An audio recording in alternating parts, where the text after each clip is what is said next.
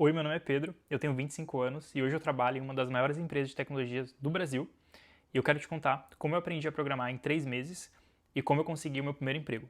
Eu não tenho diploma de ciência da computação e eu não fiz bootcamp, tudo que eu aprendi foi com conteúdo 100% online e gratuitos. Eu acredito que hoje em dia, por causa da internet, você consegue sim aprender a programar de graça sem gastar nenhum real. E eu sou a prova disso, então eu quero te mostrar nesse vídeo como que eu fiz isso. Eu quero separar esse vídeo em 3 partes, então a primeira parte vai ser como eu aprendi a programar, quais materiais eu utilizei, e quais projetos eu fiz para criar o meu portfólio. A segunda parte vai ser sobre LinkedIn e como eu apliquei para vagas quando eu estava começando. E a terceira parte vai ser como que eu aprenderia a programar se eu estivesse começando do zero. Então, eu vou falar um pouco de como eu estudaria programação em 2026. Então vamos lá, começando para como eu aprendi. A primeira coisa que eu fiz foi entrar nesse site aqui chamado Free Code Camp. Dentro do site deles, eles têm alguns currículos. O que eu fiz foi o Certified Full Stack Developer Curriculum. Eles têm, é seguido como se fosse um roadmap, então você consegue aprender tudo numa ordem específica. Alguns projetos, e o que eu mais gosto deles é que você não só aprende a teoria, mas você vai praticando e você vai codando junto com o curso. Depois que eu aprendi um pouco de HTML, CSS e JavaScript, eu comecei a fazer projetos. O canal no YouTube que eu utilizei para começar a fazer os meus primeiros projetos foi esse aqui, do Sony Sanga.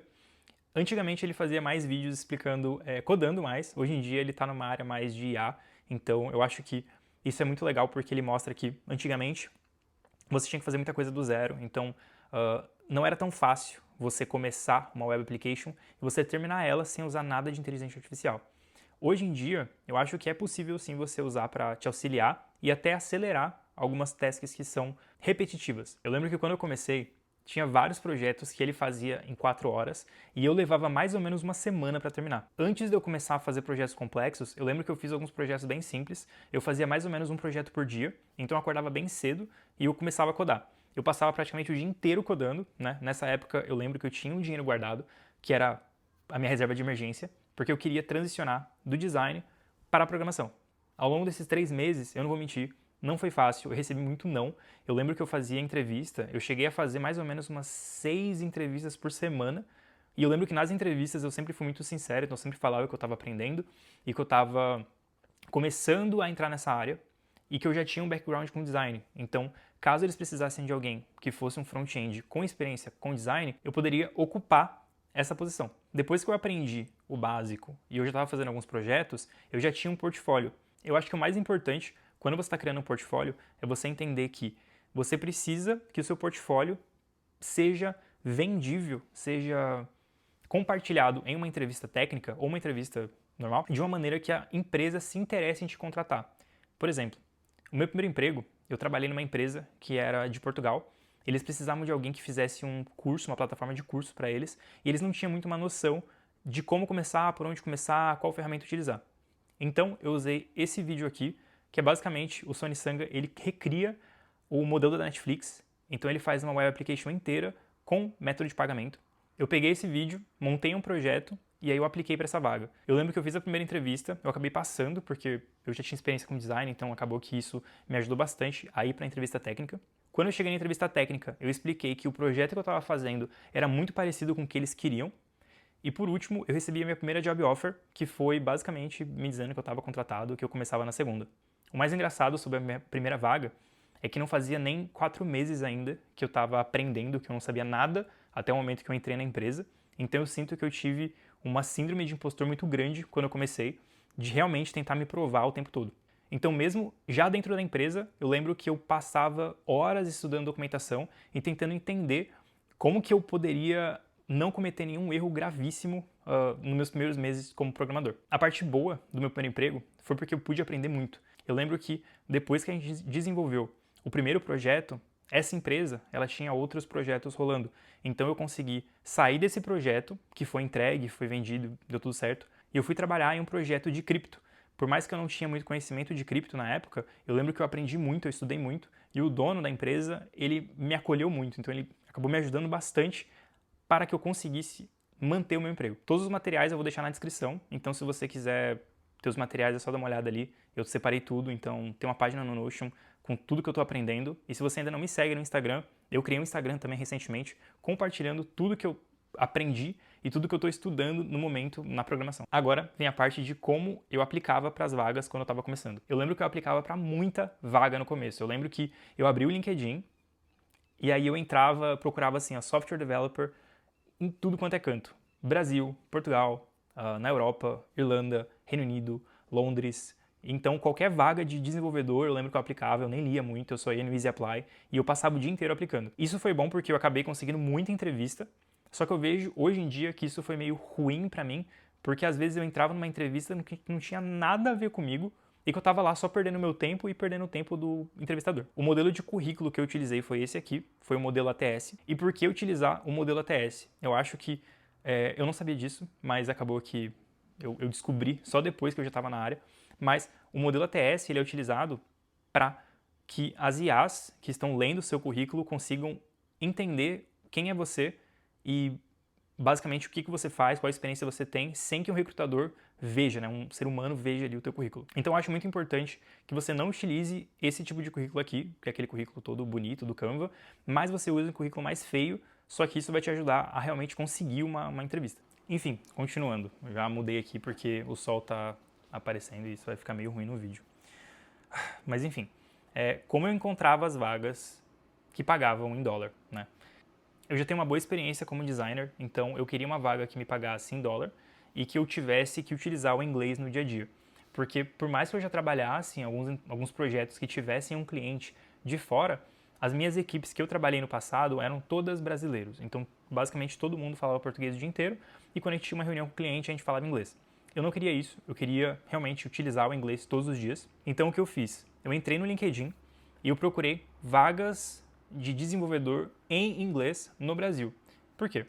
Como brasileiro, a gente pode trabalhar como contractor. Contractor é basicamente um PJ em que você recebe em dólar e você declara imposto na sua conta PJ. Então, eu ia no LinkedIn, procurava essas vagas, eu sempre utilizei o Easy Apply, porque é meio chato você ter que entrar numa plataforma para você preencher todos os seus dados de novo, e eu sentia que isso era só perda de tempo. Porque eu nunca fui chamado para uma entrevista que eu apliquei dentro de uma plataforma externa. O que eu fazia bastante também era mandar mensagem para o recrutador.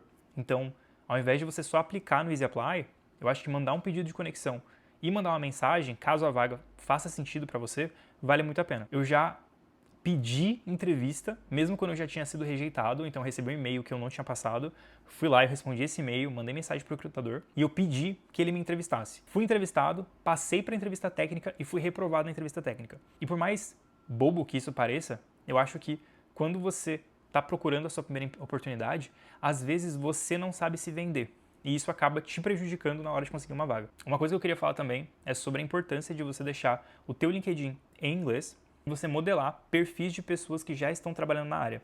Por exemplo, existem diversos desenvolvedores trabalhando na Meta, no Facebook, na Amazon, enfim, no Google, e eu acredito que eles fazem alguma coisa de diferente, porque eles estão lá, né? Então uma coisa que eu fazia no começo eu ia no perfil dessas pessoas, eu lia, eu entendia tudo que elas estavam fazendo de correto e tudo que elas estavam errando, pontuava tudo isso, e aí sim eu começava a aplicar para a vaga. Se você não tiver certificado de inglês, se você quiser tirar e não quiser gastar nenhum real com isso, existe um exame que você faz online, que você consegue medir o seu nível de inglês e você ganha um certificado, que no caso é esse aqui, da EF, e ele é gratuito e é bem fácil de fazer ele. Eu tirei o meu C2 e isso já me ajudou bastante na hora de conseguir uma entrevista, porque o que eu acho que mais pedem hoje em dia é realmente se você fala inglês fluentemente.